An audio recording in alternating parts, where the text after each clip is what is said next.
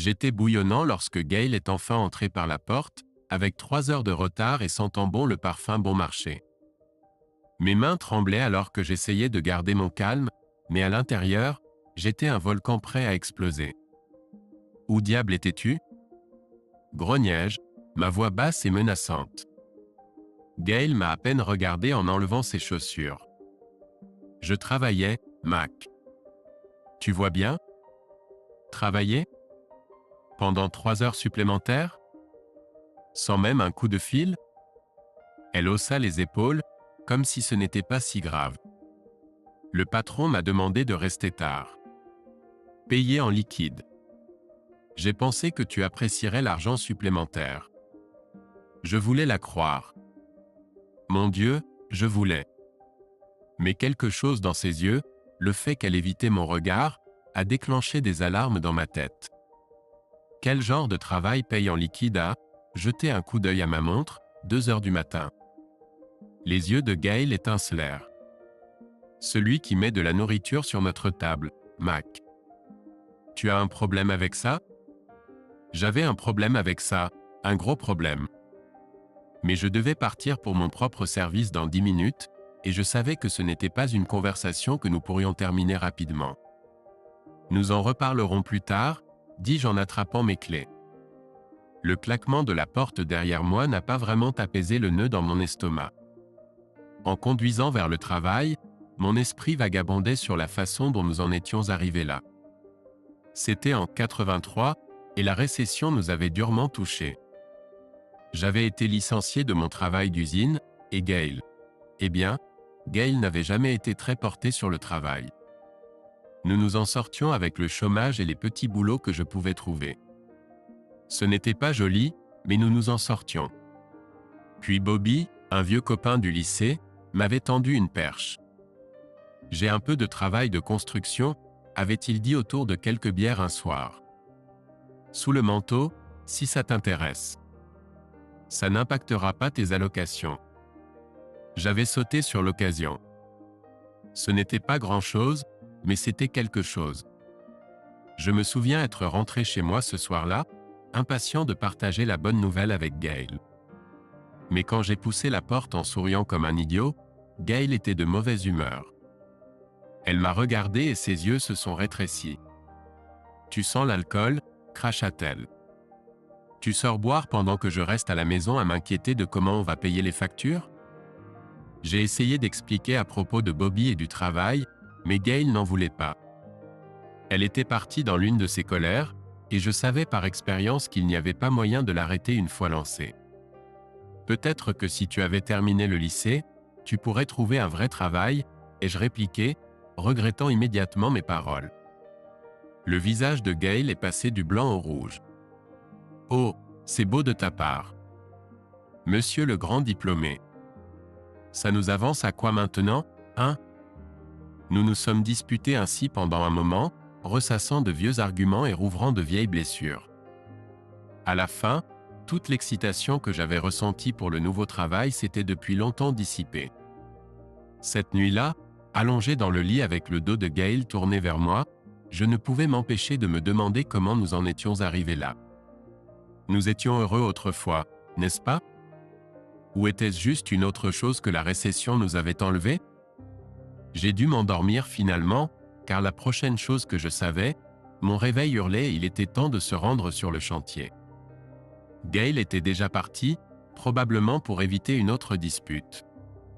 En travaillant aux côtés de Bobby ce jour-là, transportant du bois et suant sous le soleil d'été, j'ai essayé d'éloigner de mon esprit les pensées de Gail et de nos problèmes.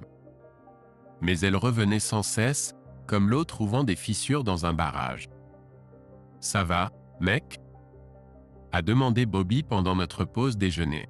« Tu as l'air à des kilomètres d'ici. » J'ai haussé les épaules, prenant une longue gorgée de ma bouteille d'eau. « Juste, tu sais. La vie. » Bobby a acquiescé, de la compréhension dans ses yeux. « Ouais, je vois ça. Les temps sont durs partout. » J'ai apprécié la sympathie de Bobby, mais je n'étais pas prêt à me confier. À la place, j'ai changé de sujet. lui demandant à propos du travail et de combien de temps il pensait que ça durerait. Les semaines suivantes ont suivi un rythme.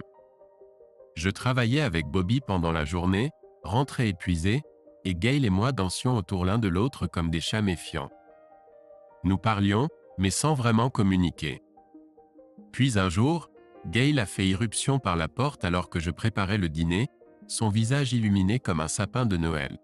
« Mac! Mac, tu ne vas pas le croire !»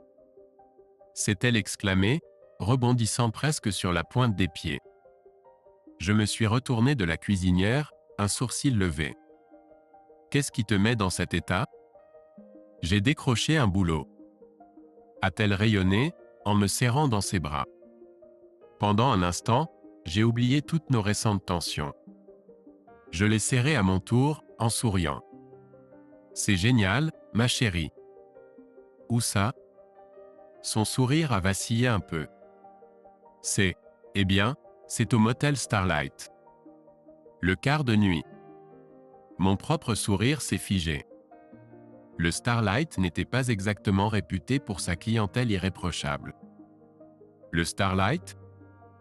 Gail, est-ce sûr ? Elle a balayé mes inquiétudes d'un geste de la main. Oh, ne sois pas si inquiet. C'est juste du travail de bureau. Enregistrer les gens, gérer les appels. Un jeu d'enfant. Je n'étais pas convaincu. Mais la nuit ? Dans ce quartier ? Les yeux de Gail se sont durcis un peu.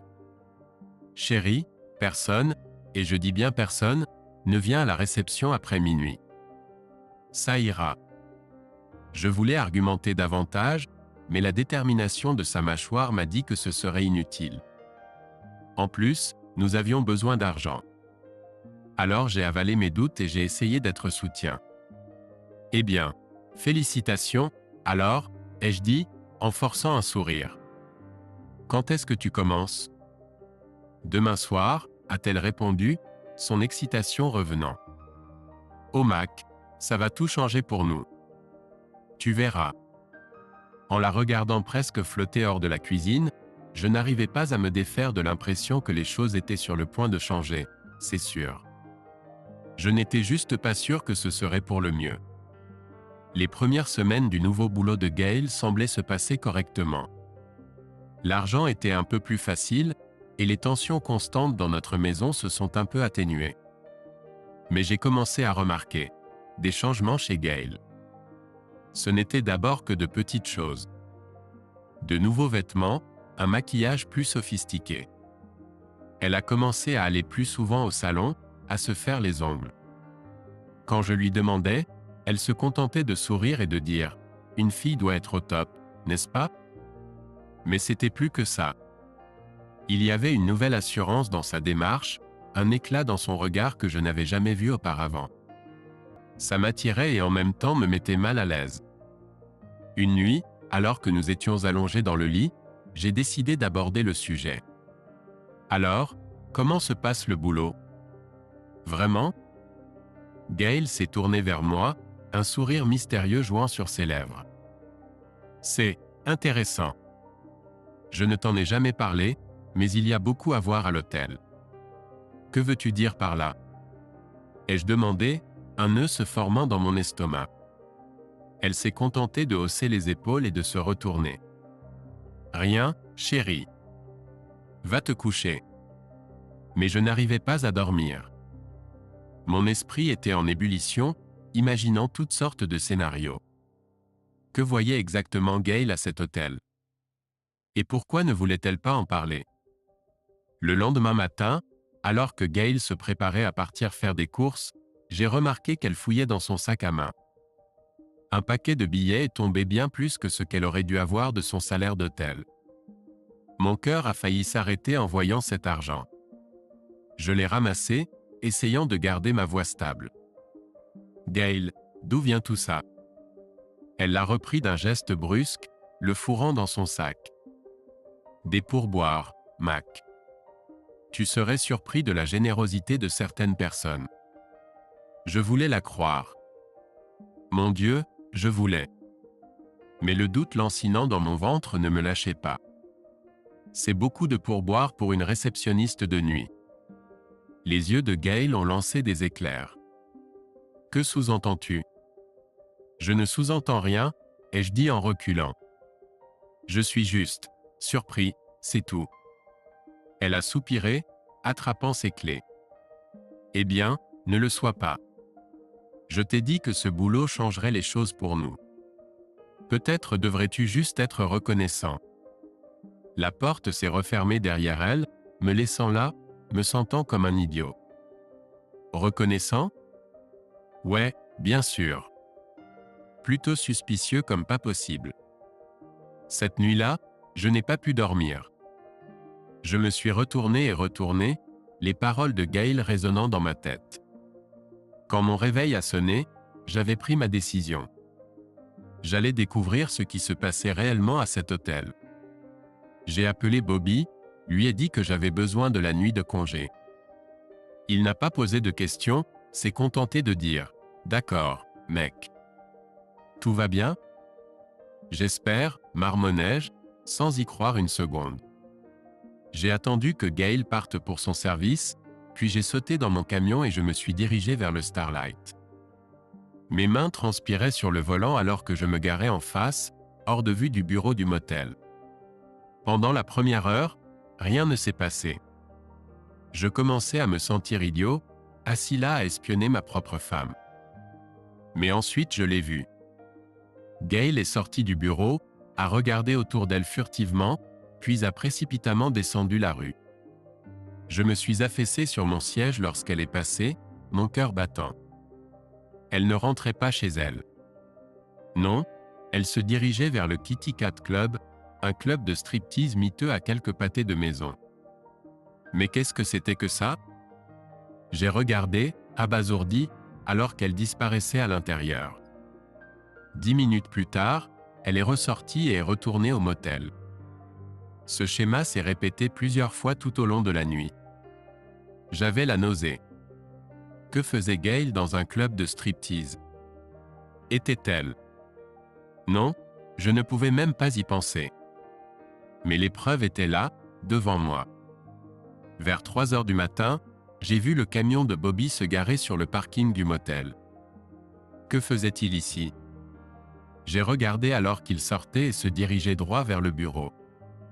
Mon esprit était bouleversé. Bobby et Gail? Non, ça ne pouvait pas être. Bobby était mon ami. Il ne ferait pas ça.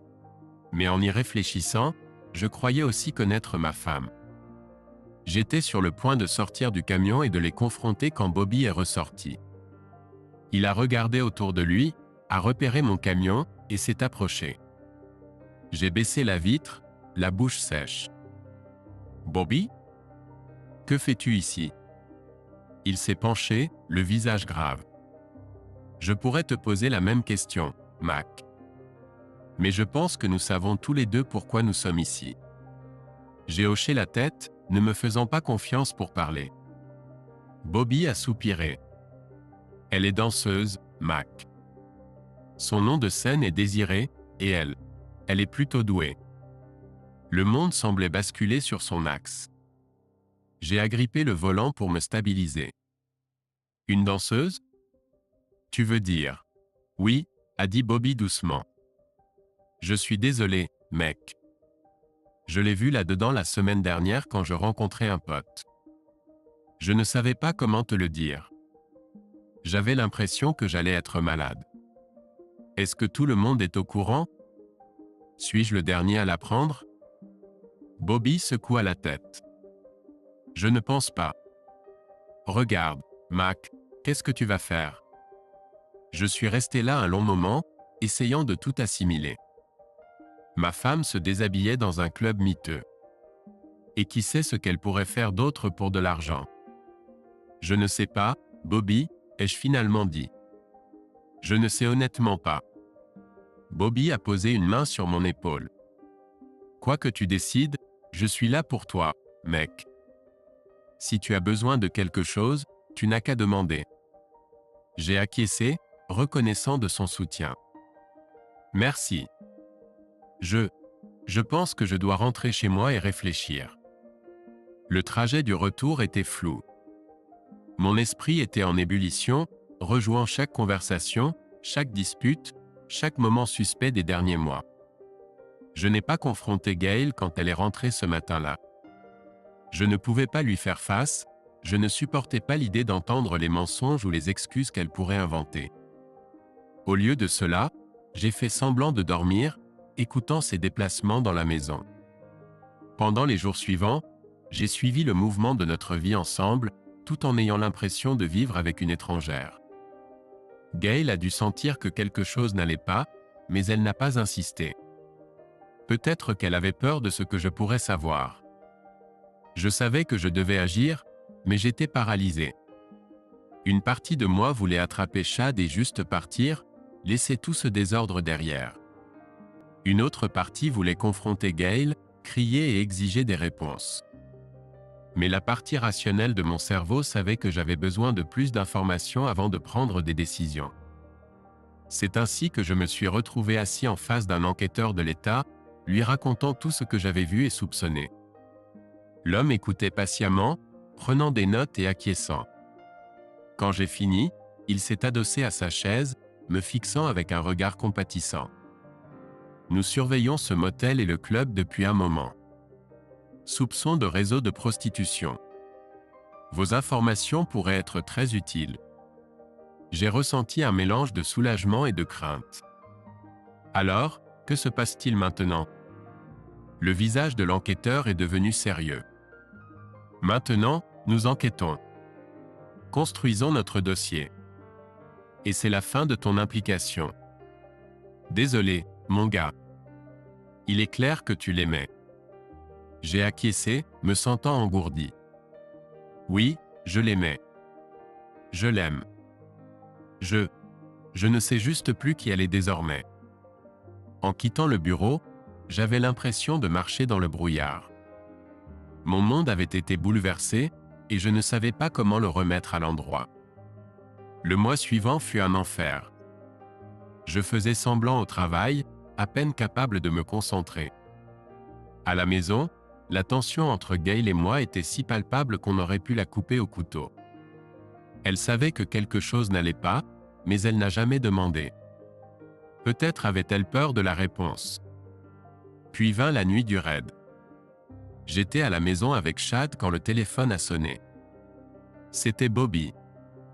Mac, allume la télé, lui dit-il d'une voix pressante.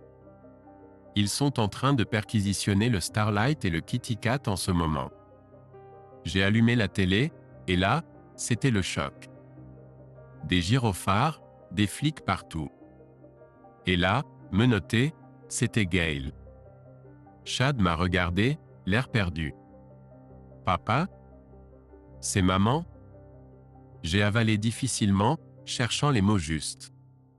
Comment expliquer quelque chose comme ça à un enfant? Fils, ta mère. Elle s'est impliquée avec de mauvaises personnes et a fait de mauvaises choses. Maintenant, elle ne veut plus vivre avec nous, donc nous sommes seuls. C'était un mensonge, bien sûr. Je ne savais pas si Gail voulait vivre avec nous ou non. Mais à ce moment-là, c'était le mieux que je pouvais faire pour protéger mon garçon de la dure réalité de ce qui se passait. Les semaines suivantes ont été un tourbillon d'interrogatoires de police, de réunions avec des avocats et de nuits blanches. J'ai entamé une procédure de divorce presque immédiatement, déterminé à obtenir la garde exclusive de Chad. Gail ne me l'a pas facilité. Notre première réunion avec les avocats était tendue, pour le moins que l'on puisse dire. Gail est entrée comme si elle possédait l'endroit, toute fausse bravoure et défiance. Mais je pouvais voir la peur dans ses yeux. « Tu n'es pas obligé de faire ça, Mac, » dit-elle d'une voix basse.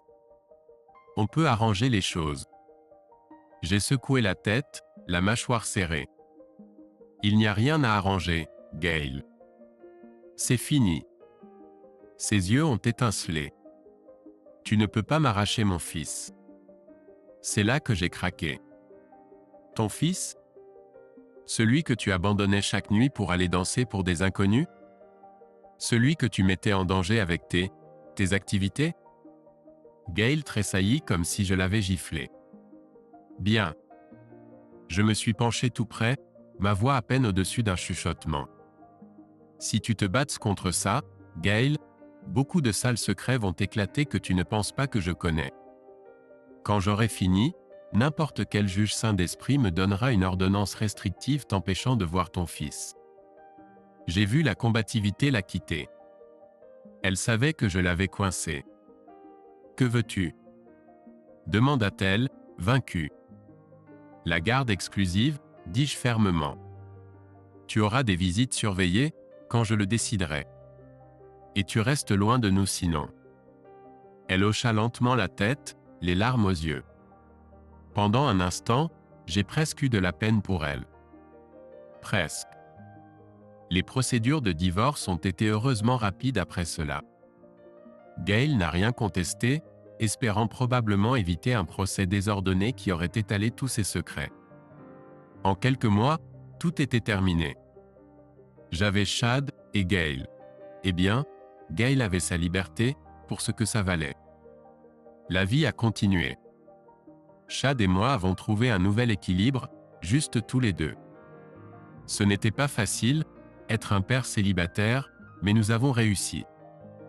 Je me suis investi dans mon travail, déterminé à offrir à Chad la vie stable qu'il méritait. Les années ont passé. Chad est passé d'un petit garçon confus à un jeune homme fort et confiant. J'ai recommencé à fréquenter, finissant par me remarier avec une merveilleuse femme nommée Cathy. Elle était tout ce que Gail n'était pas, stable, honnête, aimante. Puis, sans crier gare, Chad nous a annoncé une nouvelle fracassante. Il avait 24 ans, fraîchement diplômé, quand il a annoncé qu'il voulait épouser sa petite amie, Pam. C'est une excellente nouvelle, fils. Ai-je dit, vraiment heureux pour lui. Quand pourrons-nous la rencontrer ? Chad s'est déplacé mal à l'aise. Eh bien, voilà, papa. Tu la connais déjà un peu. Sa famille, je veux dire. J'ai haussé un sourcil. Ah bon ? Comment ça ? Il prit une grande inspiration. La mère de Pam, elle s'appelle Honey. Elle travaillait avec maman. Au club. Le monde semblait basculer sur son axe. Chérie. Je me souvenais d'elle des rapports de police, l'une des femmes arrêtées aux côtés de Gail. Et maintenant sa fille épousait mon fils. Est-ce que Pam sait ? Ai-je demandé, ma voix serrée. À propos de ce qui s'est passé. Chad a acquiescé. Oui, elle sait. On en a beaucoup parlé, en fait. Elle n'est pas sa mère, papa. Tout comme je ne suis pas le mien. Je suis resté là un long moment, en train de réfléchir. Puis j'ai regardé mon fils, vraiment regardé. Il n'était plus ce petit garçon confus. C'était un homme, faisant ses propres choix. D'accord, ai-je finalement dit. Quand est le dîner de fiançailles ? Le dîner était intéressant, pour le moins qu'on puisse dire. Honey était là, paraissant plus âgé mais toujours reconnaissable des photos d'identité judiciaire que j'avais vues il y a des années. Elle semblait vraiment heureuse pour Pam et Chad, et je devais admettre que Pam était une fille adorable. Alors que nous étions assis là, faisant une conversation banale et essayant d'ignorer l'éléphant dans la pièce, je ne pouvais m'empêcher de me demander, où était Gail ? Savait-elle pour cela ? Serait-elle au mariage ? Le jour du mariage est arrivé plus vite que je ne l'imaginais. Je me tenais devant le miroir, ajustant ma cravate pour la 100e fois, quand Cathy est entrée. « Tu es beau, dit-elle, lissant mes revers. Comment te sens-tu ? » J'ai soupiré, rencontrant son regard dans le reflet. Honnêtement, je ne sais pas. Je suis heureux pour Chad, vraiment. Mais tu t'inquiètes de voir Gail, a fini par dire Cathy pour moi. J'ai acquiescé. Nous avions appris que Gail assisterait à la cérémonie, en restant discrète. Ce serait la première fois que je la verrais depuis des années. Quoi qu'il arrive, a dit Cathy, me serrant la main, je suis juste là avec toi. La cérémonie était magnifique. Chad avait l'air si adulte dans son smoking, et Pam était radieuse dans sa robe blanche. En les regardant échanger leurs vœux, j'ai ressenti une fierté mêlée d'une pointe de tristesse. Mon petit garçon était devenu un homme, commençant sa propre famille. Ce n'est qu'à la réception que je l'ai enfin vue. Gail. Elle se tenait à l'écart, tenant un verre de champagne, paraissant plus âgée. Fatiguée. Ses yeux croisèrent les miens à travers la pièce, et pendant un instant, c'était comme si aucun temps ne s'était écoulé. Je me suis excusé de la conversation à laquelle je prêtais à moitié attention et je me suis dirigé vers elle. De près, je pouvais voir les années marquées sur son visage, le poids des regrets dans ses yeux. « Bonjour, Mac », dit-elle doucement. « C'est agréable de te voir. » J'ai hoché la tête, ne me sentant pas encore capable de parler. Nous sommes restés là dans un silence gênant un moment avant que Gail ne parle à nouveau. « Chad a l'air si beau. Tu as fait du bon travail avec lui. »« Merci », ai-je réussi à dire. « C'est un bon garçon. Enfin, un bonhomme. » « Il est un bonhomme. » Gail a acquiescé, les yeux embués. « Je sais que je n'ai pas le droit de demander, mais est-ce que tu crois qu'on pourrait parler ? En privé ? Il y a des choses que je dois dire. » Une partie de moi voulait refuser, partir et laisser le passé derrière. Mais une autre partie, une partie que je pensais avoir enterrée il y a longtemps, était curieuse. Après toutes ces années, que pouvait bien avoir à dire Gail ? « D'accord, ai-je finalement dit. Mais fais vite. Je ne veux pas manquer trop de la réception. » Nous avons trouvé un coin tranquille du jardin à l'extérieur de la salle de réception. Gail s'est assise sur un banc, et je me suis appuyé contre un arbre, gardant mes distances. « Je te dois une explication », a commencé Gail, sa voix tremblante. « Je sais que c'est des années trop tard, mais j'ai besoin que tu comprennes pourquoi j'ai fait ce que j'ai fait. » J'ai croisé les bras, me préparant mentalement. « D'accord. J'écoute. » Gail prit une profonde inspiration. « Je l'ai fait pour l'argent, Mac. Nous avions vécu dans la pauvreté et la lutte toute notre vie. Tout à coup, j'ai eu l'opportunité de gagner de l'argent réel. Au début, c'était juste de la danse. Mais ensuite, elle s'est interrompue, et j'ai senti un mélange de colère et de pitié monter dans ma poitrine. Ensuite quoi, Gail ? Que s'est-il passé ? Ensuite, je suis devenu cupide, a-t-elle admis, sa voix à peine plus haute qu'un chuchotement. L'argent était bon, et moi, j'aimais l'attention. Le pouvoir. Je me disais que c'était pour nous, pour Chad, mais c'était un mensonge. Je l'ai fait pour moi. J'ai écouté alors qu'elle déversait son histoire. Comment elle avait été contrainte au début, mais avait ensuite continué volontairement. Comment l'argent et le mode de vie étaient devenus addictifs. Comment elle avait perdu de vue ce qui comptait vraiment. J'ai été victime de la cupidité et de la stupidité, dit-elle enfin, croisant mon regard. Et cela m'a coûté tout. Il m'a fallu des années pour l'accepter, mais j'ai avancé. Maintenant, je possède un club pour gentlemen. Une entreprise légale, pas d'entourloupe. Elle plongea sa main dans son sac à main et sortit une carte de visite, me la tendant. Je la pris machinalement, ne sachant pas quoi dire. « Je ne te demande pas pardon, Mac, » dit Gail en se levant. « Je sais que je ne le mérite pas. Je voulais juste que tu saches la vérité. Toute la vérité. » J'acquiesçai, assimilant encore tout ce qu'elle venait de dire. « Merci de me l'avoir dit, » parvins-je à dire.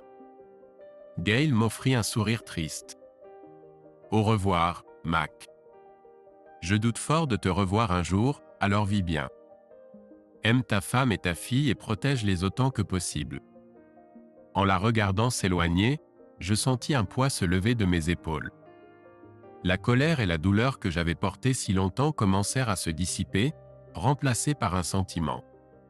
Pas exactement de pardon, mais de compréhension. Je retournai à la réception, retrouvant Cathy sur la piste de danse avec notre fille, Mélodie. En les regardant tournoyer et rire, je ressentis une vague d'amour et de gratitude. « Tout va bien ?» demanda Cathy quand je les rejoignis. J'acquiesçai, la serrant contre moi. « Oui. Oui, tout va bien. » Plus tard dans la soirée, alors que Cathy et moi nous apprêtions à nous coucher, je lui parlais de ma conversation avec Gail. « Comment te sens-tu par rapport à tout ça ?» demanda-t-elle, sa voix douce. Je réfléchis un instant. Honnêtement, je me sens libéré. Comme si je pouvais enfin laisser partir toute cette colère et cette douleur. Cela ne change pas ce qui s'est passé, mais je ne sais pas. Cela aide. Cathy sourit, me serrant la main. Je suis contente, Mac. Tu mérites la paix. À ce moment-là, Mélodie fit irruption dans notre chambre, les yeux brillants d'excitation. Maman. Papa. J'ai une nouvelle. Nous nous tournâmes vers elle, les sourcils levés. Qu'est-ce qu'il y a, ma chérie ? demandai-je. Elle sourit, brandissant sa main gauche pour révéler une bague étincelante. Jake m'a demandé en mariage. Nous allons nous marier. Alors que Cathy poussait un cri de joie et serrait Mélodie dans ses bras, je ne pouvais m'empêcher de rire. Ça y est, je me suis dit. Un autre mariage. Une autre occasion de créer de nouveaux souvenirs, de renforcer la famille que nous avions construite. La vie, j'ai réalisé, avait une drôle de façon de boucler la boucle. Mais cette fois, j'étais prêt pour tout ce qui allait suivre. Si vous avez plus de 18 ans, ne manquez pas la prochaine histoire et n'oubliez pas de cliquer sur le bouton « J'aime » pour nous soutenir. Merci beaucoup.